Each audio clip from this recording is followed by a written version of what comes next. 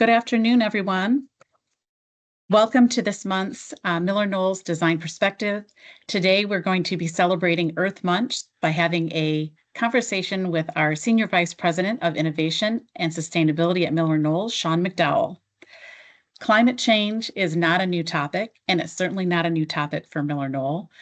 We started our journey in 1953 as we started to really think about how we were providing clean manufacturing, sustainable products, how we provide good environments for our associates to work in, and also how we were supporting the communities around us.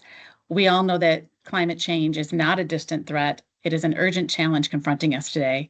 And at MillerKnoll, we're taking bold steps to contribute to a more sustainable future. Today, Sean is going to begin by sharing MillerKnoll's point of view and our approach to achieving our goals. Our goal for today's conversation is to really have this be an interactive conversation. We would love for you to open your chats and join us in conversation by adding your comments, even posing your questions. We will work hard to address those as we go throughout the day. And without further ado, I'm going to hand this over to Sean so that we can get started. Hi, everyone. Great to be joining you today. As Jennifer said, please jump in, ask questions as we go through. I think the more conversational we can make this, the better it is. Like, it's just that much more interesting, right? Instead of just like watching someone talk and present and that sort of thing. I'm always really curious to see what's on your mind, what challenges you might have, and what angle you might be seeing a little bit differently than what we are, so that we can kind of learn and grow together. So I've got a presentation ready to go, and it can kind of help set up some of the conversations that we're having. Okay, so let's start with who is this guy that's talking to us? My name is Sean McDowell. I'm the Senior Vice President of Innovation and Sustainability. This is actually a really nice role because I can look at really innovative new solutions for the workplace and for the home, and we're always trying to build more sustainable products. I've been at MillerKnoll for 3 years now. I've had 22 years at Nike. I'm trained as an industrial designer. I went to Carnegie Mellon University, and they really teach you to be a deep problem solver. And I think that's what happens when you start to look at sustainability. Like, it's difficult to solve some of these problems. So I'm excited about what we can do. I've invented a lot of things over the years. So I've got over 50 utility and design patents. Maybe important for you to know, too, that I work for all MillerKnoll brands. So that's 15 different brands worldwide. There's 10,000 associates that we try and empower each and every day to help us be more innovative and more sustainable. Okay, so some of the questions we asked a little bit ahead of time, some of your most popular questions, and we started to try and integrate those into the presentation. So help us really understand, what is MillerKnoll's position on sustainability? Our position is the same as our purpose, which is designed for the good of humankind. It's been this way for quite some time, and I absolutely love it, because design, make the world's best products, and for the good of humankind, do it in a way with less carbon impact. As Jennifer had mentioned, this has really been part of our DNA, and I was so proud to join the company and find out in our history, one of the founders, DJ Dupree, saying in 1953, "We'll be a good corporate neighbor by being a good steward of the environment." I mean, you can imagine the foresight and the vision that DJ is having in this moment in the 1950s, seeing that actually what we need to do is be as sustainable as possible, before there were even buzzwords and things talking about green products or being sustainable. Okay, so our ultimate vision is to really leave the earth in a better place than we found it. This is something that my mom always taught me. Maybe she said the same thing to you. When you go over to a friend's house, clean up after yourself. Like, put the dirty dishes away and make sure you put the toys away, and then you can come home. Leave it better than you found it. And I think that's a really good mantra for us. So we're always trying to shape a more sustainable destination for future generations. I've got 3 kids, as you saw kind of in that photo, and I'm just really trying hard to make the world a better place for them. Okay, we've got, I think, an excellent video that sort of summarizes our position in sustainability. So I'll play that for you now, and then we'll see if there's any questions. all the way back in the 1950s. DJ Dupree was making commitments to being good stewards of the planet. Maybe at its simplest, the Better World Report is our report card to the world at large, which serves up how we're doing against our ambition to make the world a better place. Underneath what's detectable with eyes, every particle's vibrating with the same light. You can meet standards that are just about doing no harm, but you can also take it a step further. You can lead. We can show people that are making product like ours that they actually could make it in a different way and still be profitable. We've got clear vision on where we want to be by the year 2050.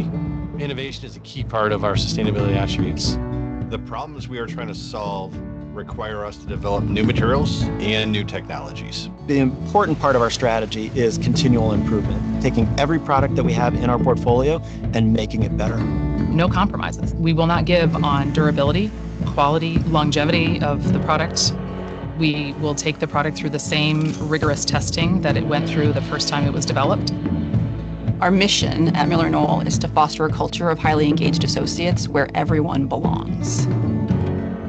We want to make sure that employees know that wherever they want to contribute in the world, they get to. I mean, the legacy of this brand is giving back, to be a force for good in communities around the world. If your filter and your compass and your value system is built on something like that, then the product that comes to life is often going to bring more joy. We don't exist just to sell furniture. We design for the humankind, and we truly believe that. We design beautiful furniture, and we have for years. We have an amazing collective of brands, but we do a lot more than that, and it's how we do it that matters. And it's the impact that we think about that matters. The light bulb really goes on when you have those kids and you start thinking about, am I leaving a better world for them? And that's driving a lot of our decisions.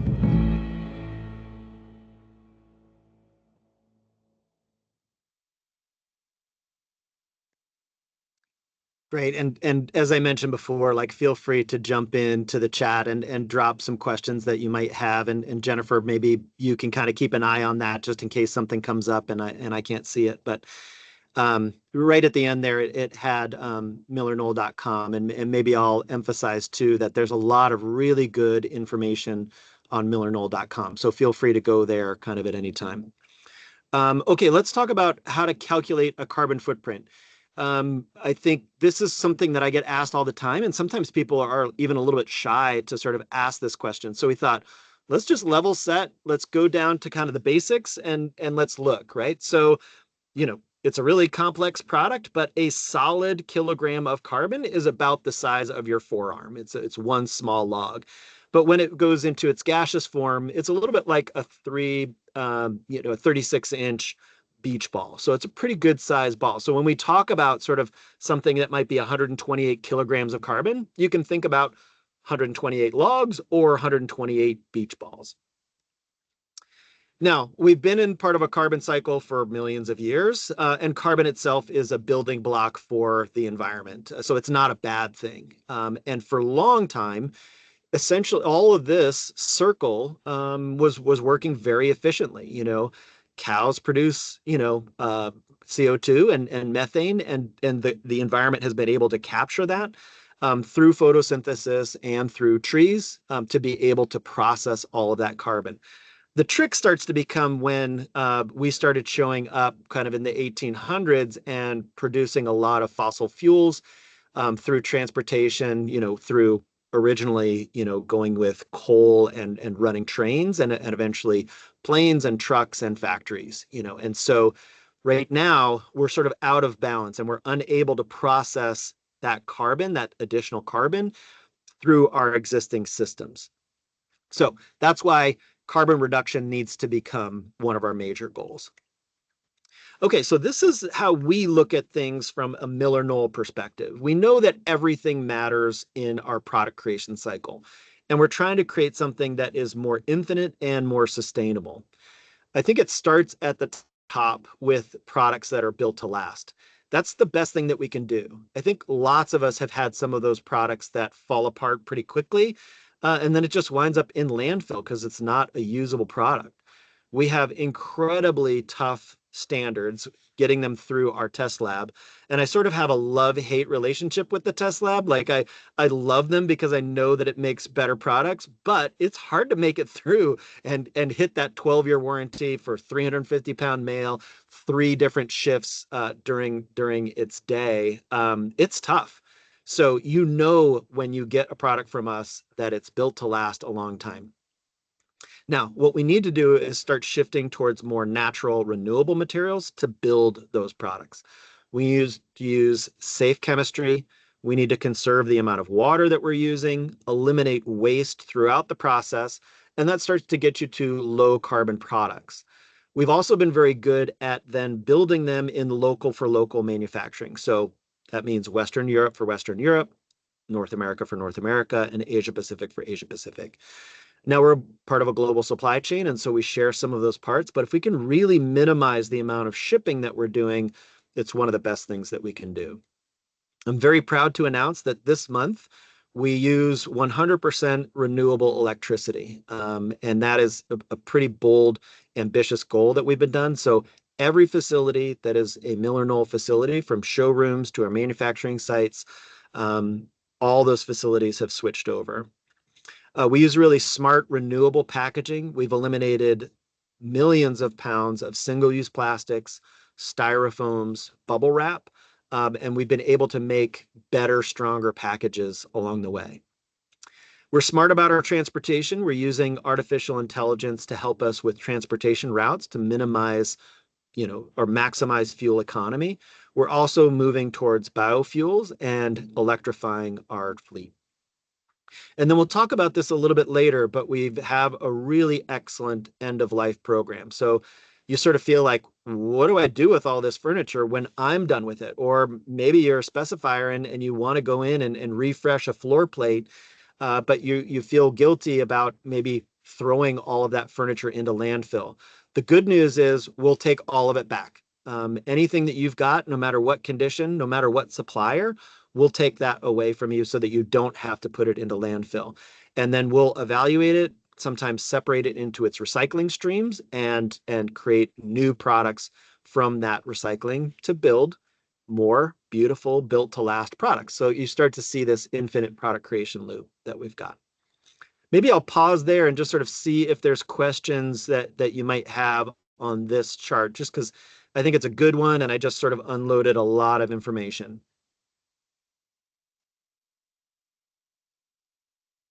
We do have one more general, kind of bigger question is, what is MillerKnoll's 2050 goal? So we'll be net zero by 2050. And we've separated into 3 different chapters. So there's a chapter on carbon. We're trying to use the least amount of carbon for our products, period. The second is materials. We're switching to 100% bio-based natural materials or 100% recycled materials by 2050. And the third is circular, right? We want to create this circular economy where we have 0 landfill. So there's no waste coming out of our facilities. So ultimately, you kind of picture that like local for local manufacturing. You want just raw materials going in and beautiful products coming out of that there's no waste that's coming from that factory. So those are our 3 pillars, but we'll be net zero by 2050. Great question. If we have a question, how do you learn more about the end of life program if you wanted to have some more in-depth information? Yeah, Tom Hort on our team at MillerKnoll is running that program, and I'm really excited that he's been announced. So he's vice president level who is running the repurpose program for us. We're working with a whole network of people globally to take back that product. Like I mentioned, we don't want to see it end up in landfill. And maybe some of you have electronics and maybe you've worked with either Best Buy or Apple. This is starting to become standard practice of taking that iPhone back, extracting the very valuable materials that are in there, and being able to make new products from it. But I'm also really excited. I'm feeling like there's a really good opportunity for us to refurbish our products. We build products that last a long time, and we're finding that we can do a couple of fixes on the fly, even on location, refurbish those products, and they have a whole second life. So Tom's the right person. Other questions, Jennifer? Okay, I'll keep going. But again, these are perfect questions. Thank you all for asking there's them. one more. Okay, I good, lied. good. Yep. Okay. For the take back program, do you have goals around percentages to be repurposed, recycled, incinerated, etc.? And does this apply to all of our furnishings? Correct. So the good news now with our existing repurpose program is 98% of what we take from you is used. It's either recycled or we find a new home for it. So only 2%. That's a very efficient model. And yes, the plan is that we design for circularity and that we're able to do this with all MillerKnoll products. Okay. Where's our carbon footprint come from, right? This gets asked a lot. Here you see scope 1, scope 2, and scope 3, and the big red bar in the middle is scope 3. So that's the products that we produce. Wow, that's 390 metric tons. That's about the size of an ocean liner. So it's a lot of carbon that we're producing from all 15 brands. We got to cut that down. We just got to put everything on a carbon diet. And then you start to see the raw materials that go into it. So a lot of carbon is coming from the raw materials. That's particle board, it's the plastics and polymers, it's the metals, it's our textiles, and it's foam.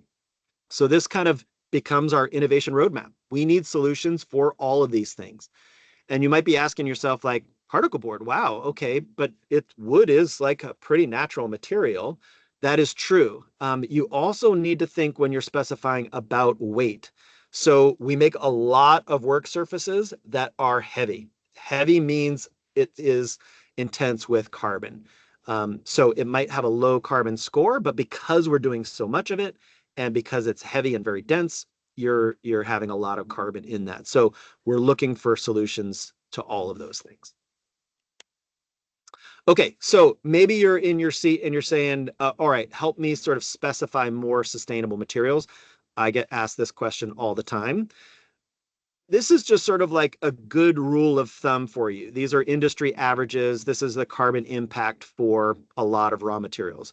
You see that wood. So natural wood on its own, not particle board, not MDF. Wow, it's really low kg per kg, which is 0.5. Cotton, another natural material, really good. It's intense with water, and there's still a lot of shipping and processing that comes with cotton. So it's 3 kilograms of carbon. Nylon, that's where you start to get to, okay, we're pulling fossil fuels out of the earth.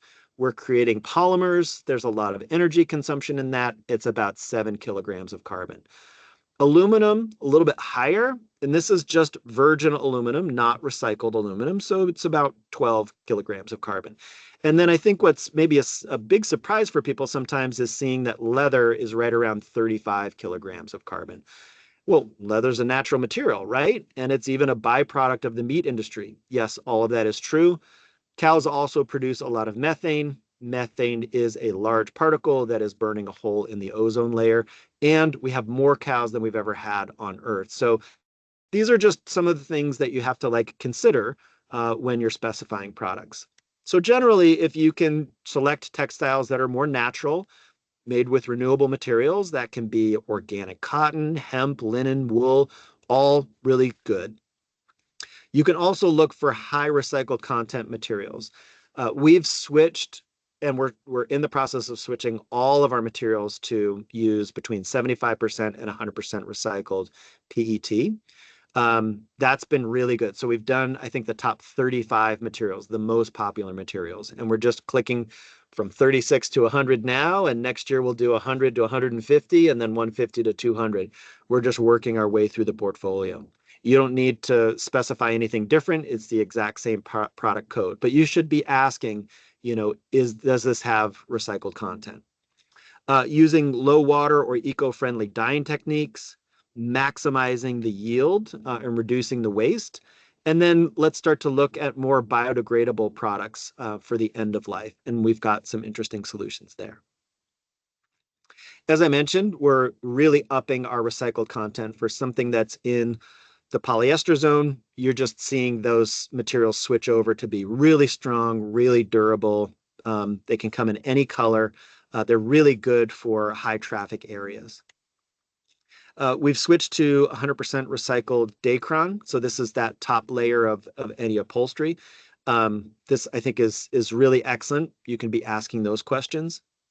You might have seen that we created a bamboo leather. So we still love cow leather. There's still a lot of advantages of it, but you saw that 35 kilograms of carbon. By making a leather that is really strong, really durable, very easy to clean, lasts longer in many ways. It comes on a 54-inch roll, so you're getting a really good yield from that product. There's a lot of advantages to this, and we've seen that this bamboo leather has been doing incredibly well for the Eames Lounge and Ottoman, and we're planning on expanding that through our portfolio. So this would be something that you might be able to specify. We're also looking at tons of different solutions that are a little bit more natural based, but really proud that we've been able to do this. Sean, we have a comment about materials here. Yeah. Fast fashion materials have a major impact on landfill. Would Right. MillerKnoll ever think of taking some of those fabrics and using them in your manufacturing process? For fast fashion? Yeah. So I think it's an excellent question. And there are a couple of really innovative solutions where people are taking those products back and breaking them down. Let's say it's a blend. A lot of, fast fashion is a blend of cotton and poly. Being able to break those down, separate those chemically, and then be able to create new fibers from that. Really innovative work from that. We're already doing some of that when it comes to scrap. So being able to take that back and essentially shave it down so that it becomes filler. We use that in a couple of places now, but you're exactly right. Fast fashion, I've seen some scores where they're the number 2 a waste producer. I mentioned that I worked at Nike. I saw that kind of up close and firsthand. So I think finding those solutions, being able to close the loop there and be able to use it in new products is absolutely the right way to think.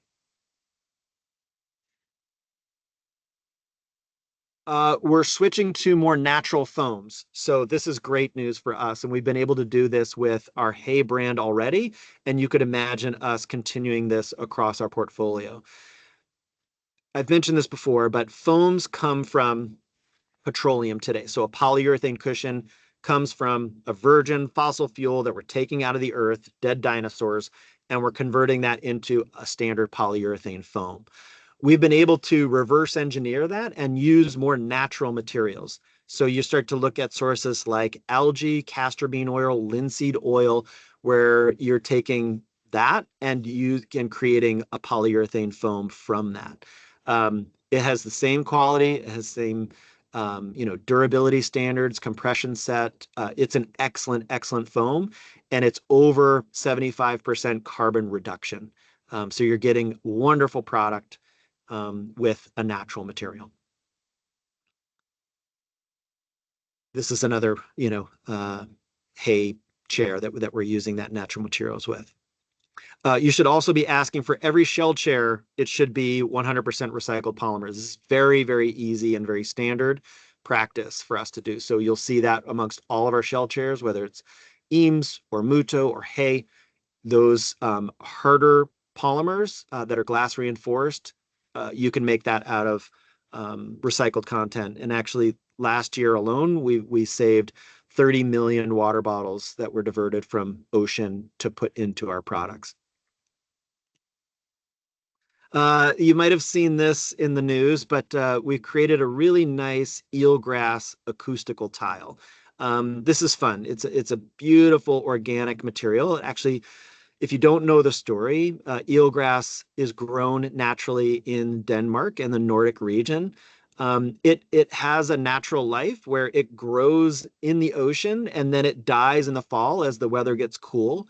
So for hundreds of years, the Danes have been scooping it up and using it as roofing material for hundreds of years. And so sometimes it's a back to the future strategy. Can we look to things that we've done in the past and breathe new life into it? So we were able to take that eelgrass, use a bio-based polymer to press it into these boards.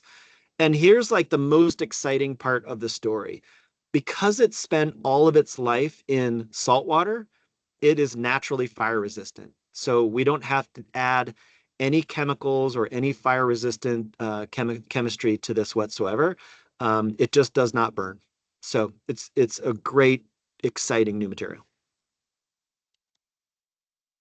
And then we designed for circularity. And maybe one of our best, most recent examples is the Knot One Pippin chair. This chair was built with no adhesives, no glues. It actually has an upholstered sleeve that's really tight fitting, and it can be unzipped. And then all of the components break into puzzle pieces and snap apart. This is a really nice, like beautifully designed chair by Lucy Curran. It's a nice side chair. You can kind of see that handle that's made from 100% recycled plastics. And it has casters on the bottom so you can kind of wheel it into place. Beautiful kind of idea here. Okay, I'll pause there because that's sort of like another chapter. Jennifer, any other questions that maybe jumped into the chat? We did not. Okay, great. You might be asking yourself, okay, how can I best design for the environment, right? Like you're giving me a lot of information and I can get it like a little bit on the textile side of things, but what can I be doing? And I love this concept of what we've been calling the MillerKnoll carbon diet. We're going to take our most popular products, our top 100, and we're going to put all of them on a carbon diet. So we're going to transform existing products by using natural materials. And we've already started on this journey, but we're really kicking off a pretty massive effort across the board. Okay, one of the reasons why we're using this carbon diet is we draw a lot of parallels between carbon and calories. Just think about to when you were a kid and you're eating a meal. When I was a kid, we didn't really know how many calories were in that double cheeseburger versus a salad. But over time, we've gotten more and more transparent with that so that you can actually specify and understand how much carbon is in all of these products. I think it's up to us to be really transparent about that, share that information with you, and then you can shop based on what you see the calorie count or the kilograms of carbon being in each of those products. All right, so I mentioned we're taking our top 100 products and they all go on a diet. They'll be 25 to 50% lower carbon than they were in previous years. And you're starting to see that with products like the Mira 2, which we launched in the fall. So we did all new colors, but we were able to really increase the recycled content, and we were able to shave from 74 kilograms of carbon down to what we believe is the industry's best 64.2 kilograms of carbon for a high performance task chair. That's really quite incredible. And when you find out that the industry average, according to Ecomedes, is 128 kilograms of carbon, you see that we're less than half of the industry average. This is quite impressive. We've done a lot of work on lightweighting the product, removing excess material that's not needed there, keeping the same warranties, same, standards, same durability and quality that we've got in there. And then we're also really bumping up the recycled content. We've been able to do that with the Caper chair. So the Caper chair went on a diet and it shaved about 10 kilograms of carbon off of that from 48 kgs to 38 kgs. And this will happen across one of our most popular models, just switches to this new biomass balance nylon. And we're getting very close to launching Veris and the Aeron chair. So you'll start to see really across the board, all of our performance task chairs start to switch to what we call this no compromises policy. We want to make it as easy as possible for you to specify low carbon products. You'll get the same premium style, great ergonomics, high performance. And so far, we've been able to do this, with pretty amazing, new, more natural solutions. Okay. what is our position on carbon offsets? I think this is another topic that comes up quite often, and maybe you've got theories on this. Again, I would love to hear your opinions if you want to jump into the chat and ask some questions. Our position is it's actually our job to put all of these products on a diet first. We don't think it makes sense to produce really carbon heavy products. Let's keep using that 128 kilogram of carbon chair, and then plant a tree. The European Union has said, actually, that doesn't make sense, and they will no longer qualify that as a carbon offset starting next year. Okay, why is that the case? From my perspective, I don't think that you can take credit for all the carbon that tree is going to sequester for a 40 or 50-year period that hasn't happened yet. You just don't know what's going to happen with that tree. You plant a seedling, and then it grows, and maybe it gets cut down, or maybe a blight comes along or a disease and it dies. You've already taken credit for that 50 years when it hasn't happened yet. So of course, planting trees is fine. It's actually a really good thing, but you should be doing the hard work to put all of your products on a carbon diet before you do any kind of carbon offsets. And there's still a lot of low-hanging fruit, things that are out there, solutions today that you could be doing to make better products. So that's sort of our philosophy on carbon offsets. The joke that I like to make is carbon offsets to me feels a little bit like, okay, I want to lose weight, but instead of going to the gym, I'm going to pay someone else to go to the gym for me. Questions on carbon offsets?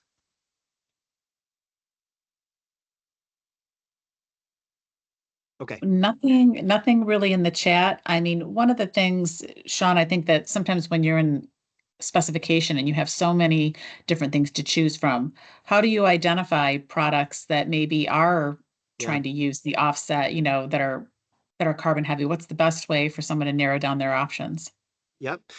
So my go-to is Ecomedes, where you've got hundreds of EPDs published from all different competitors, so that you get the life cycle assessment on all of those products. There's a lot that you can still do on Google search and understand, carbon impact for a lot of those things. Some of our competitors, for those carbon offsets, they will charge you more for it, because they have to go out and they have to, plant all of those trees, and that costs money. So they're charging you more for something that I still think the science is somewhat dubious on. We do have a question here. Since there are no products from any manufacturer and any industry that can claim they are carbon neutral without offsets, are we going to see a lot of what we consume having to go back on those statements once the EU policies are enforced in the US? Yeah, no, awesome question. I can tell that there are some very bright people on the line, so that's always good news. Yeah, I think you're right. I think after years of exhausting, all of our innovation concepts and reducing to the lowest carbon footprint products, you're right. There's still going to be some of that. I still think end of life, we'll be able to take those products back, and that prevents it from going in landfill. So you're really starting to create this circular economy. So it's not, always a guarantee that you've got heavy carbon products out there. I think you're right. There will be a time where we will need to do carbon sequestering technologies or innovations or different options. But I think we should be doing the hard work now of reducing our impact. That's the last question we had on that topic. Okay, good. Great question again. I think you guys have been awesome with jumping in, so keep it going. Okay, this is another one that comes up all the time. Okay, I hear it all the time. Does sustainability cost more? You see this out in the world. There's sort of generally this idea of a green tax, that things tend to cost 10 to 20% more. When I was consulting for a few years, you see some of these studies that say, sure, people are willing to pay more for sustainable technologies. I've not seen that in reality, right? All of us are pinched. All of us work for a client that wants the best margins and the best price. So when the proof is in the pudding, when it comes down to the end of that product, and paying a little bit more, I think it's hard to justify that. So what we've tried to do is not charge more. And how do you do that? All right, so we got to look for waste across the board. And I'll give you a couple of examples. Many of you know the powder coating process, which is you take a metal part, you send an electrode through it, and you spray the powder against it. Now, you can almost see in this image too that the powder coating drifts through and then it falls down. About 50% is not attached to the part. And what our competitors do and others is sweep up that waste and put it in a landfill. And it's actually so much waste that it would cover Manhattan 7 feet high. That's how much we produce waste every year. Well, we saw that this is not a good solution. So we are recycling 100% of our powder coating. We put clean tarps down, we vacuum them up, we filter it, and we're able to use that particle again. So last year we saved over 2 million pounds of overspray through the powder coating process. That's saving us money. That is what was waste and was going to landfill, saves us money. I mentioned this before, but we've done an excellent job of eliminating single-use plastics across our packaging. When you do really smart packaging, and you're eliminating those styrofoam cubes, we're doing more cardboard and folding of cardboard to reinforce corners. You can see we're using more paper to protect our products. All of that is coming from 100% recycled content. Our packaging actually got cheaper and our reliability rates went up. So I do challenge this notion of being sustainable always costs more. You just have to start looking at things in a different way.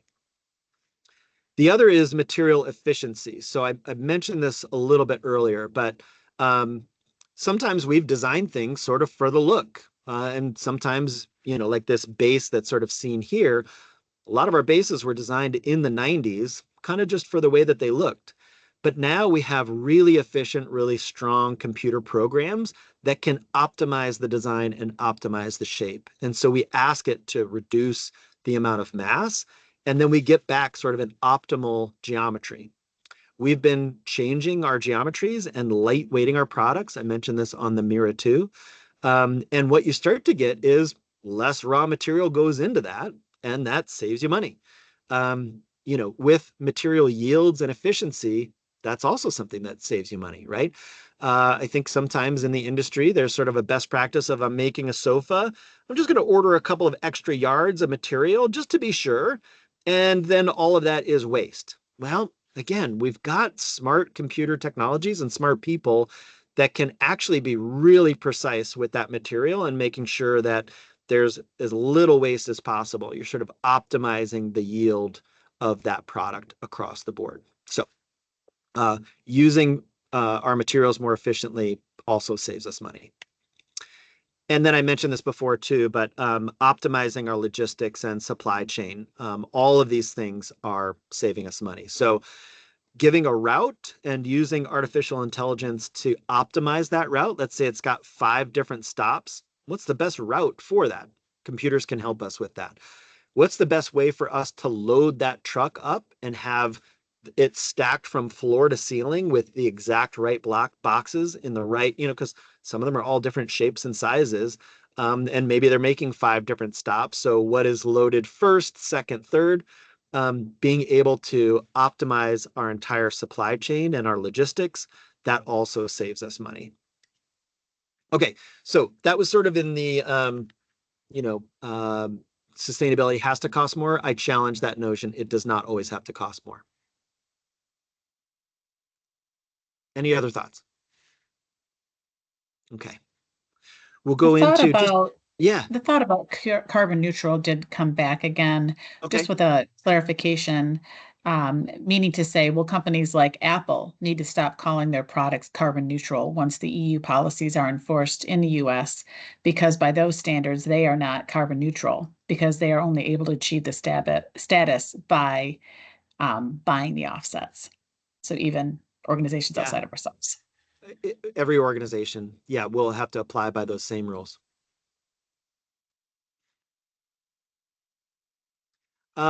What does MillerKnoll do with the products at the end of life? All right, we've had a couple of questions on these already.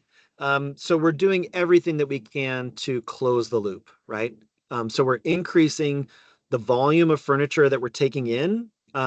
We believe by 2027, we'll be diverting over 10 million pounds. That's a huge number from landfill. I said this, but I'll keep reiterating. We'll take any furniture from any brand, we'll take it back, and we'll find the best way for it to move forward. Many times that can be a second life. You know, that it's in pretty good shape. Our products are built to last, so we can find another home for it. The other is we could refurbish it. We can fix some of those casters that are broken. I mean, some of you have seen some of these warehouses where they just like it's a graveyard for products, you know, that are like busted up and arms twisted or a caster's not on it, or, you know, there's some issue with that product and they just sort of like are growing inside of these warehouses and you're paying for that warehouse. It's just, it's not a great, you know, use of our resources. We'll take all of that off your hands, divert it from landfill. We'll give you a really nice report too on how much you saved by not sending it to landfill. It's perfect for your CEOs and chief financial officers for ESG reports. And I mentioned this idea of refurbishing too. I think there's so many times that we can just fix a couple of parts and give it a whole second life after that. And we're exploring now that the option of creating a second warranty on that product because we think that there's a lot of value in that. So now maybe you're specifying a floor plate. We're hearing a lot like, can I just do like 50% new and 50% refurbished? I think that becomes the future where more people are looking in that direction. Or for one location, you want all brand new, and then maybe you shift some of those chairs to another location, a call center, whoever, where you're keeping those products in use for longer. The longer that product can stay in use, the more it reduces that carbon footprint. And then again, if you can take that product back, actually about 15% of the carbon in that product is at the end of life. So we're trying to eliminate that as much as possible. All right, so that is a lot of the content that I had. You guys have been asking really good questions along the board, but I'll pause now and just sort of see what else is on your mind. There are a couple ideas here.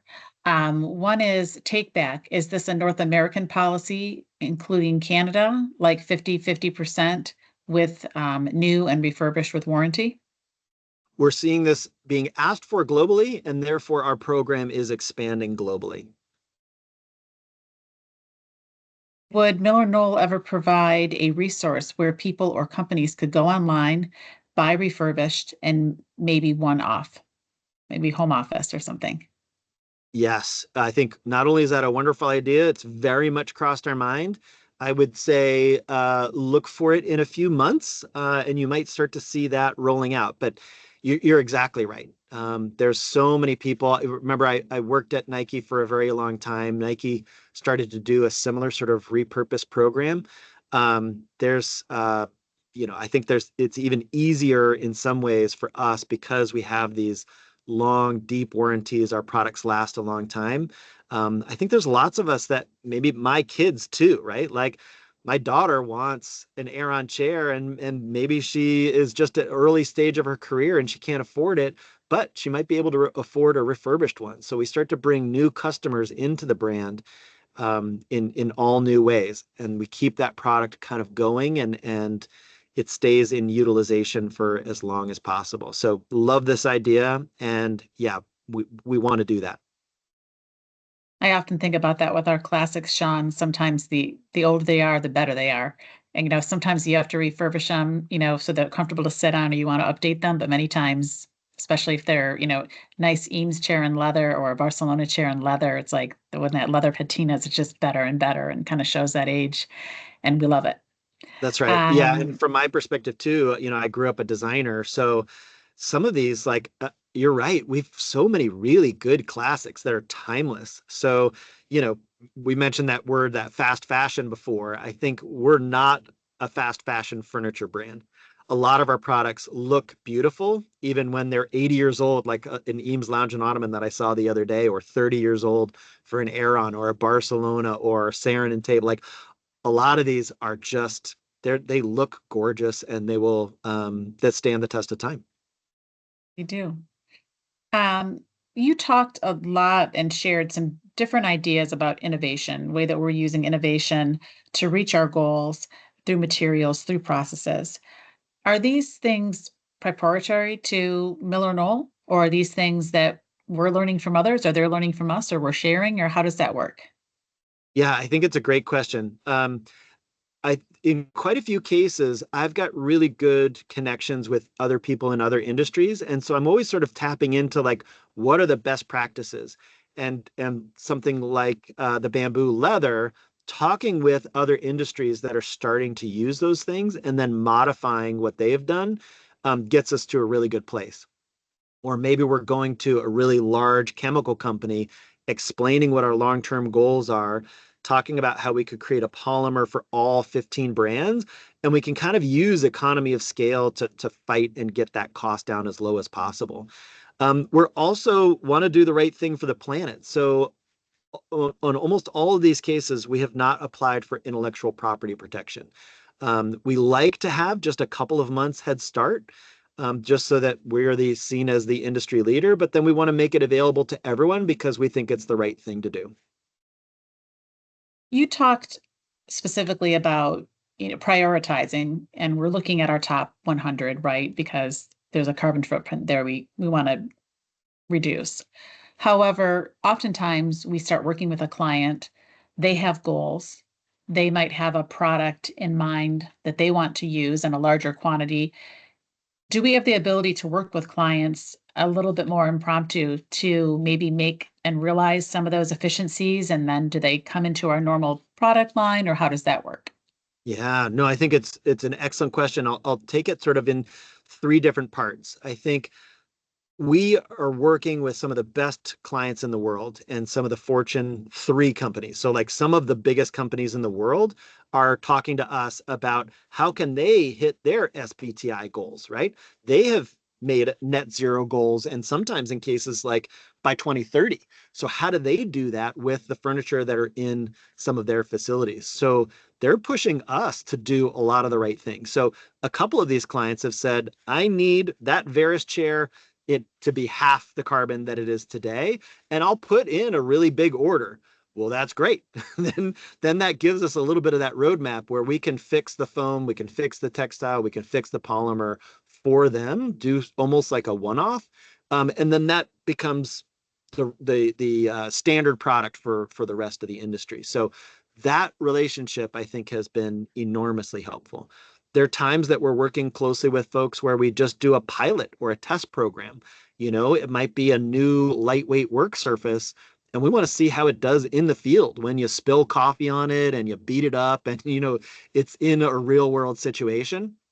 And we learn a lot from that. So I think there's a lot of those partnerships. And the third lane, I think, is we're making recommendations sometimes too, where someone, let's use salaries as an example again, right? Where someone is saying, like, I really want a double cheeseburger. And we're saying, hey, there might be a Beyond Meat, or there might be a veggie burger, or there might be a salad that you could do that would get after your same needs, in a slightly different way, so that we could sort of make recommendations on how we can just have exactly the workflow and the work plate that you need, place that you need, but maybe in a slightly different way. So it sounds like connect early, connect often, and don't be afraid to connect with us if you have goals. And even simple things, we can help you align just priority on materials. If you're trying to design in a specific way with certain products that have different goals, we can help you with aligning with the correct textiles or the right products to help you do that. So connecting with us is always helpful. Right. There's another thing that's kind of out there in the world right now, policy changes. We're hearing a lot about different policy changes, and we have goals that we're thinking about here in the States as well as around the world. How do policy rumblings or things that are out there in the world affect what we're doing on the day to day and what our goals are? Yeah, I think that's right. You're correct that it's definitely consuming a lot of oxygen, and a lot of people are asking those questions. I think one of the things that I'm most proud about working for a 100-year-old brand is you look at the long term. We're a big global brand, and so we look globally. And so one administration or one 4-year policy does not shift our core values and our core principles and our solutions.